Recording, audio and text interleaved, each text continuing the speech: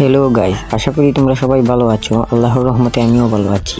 আমি আজ কথা বলবো 2026 বিশ্বকাপের 4টি ভয়ঙ্কর গ্রুপ নিয়ে। আমার চ্যানেলে নতুন হয়ে থাকলে অবশ্যই চ্যানেলটাকে সাবস্ক্রাইব করে দিয়ে আমার পাশে থাকবে।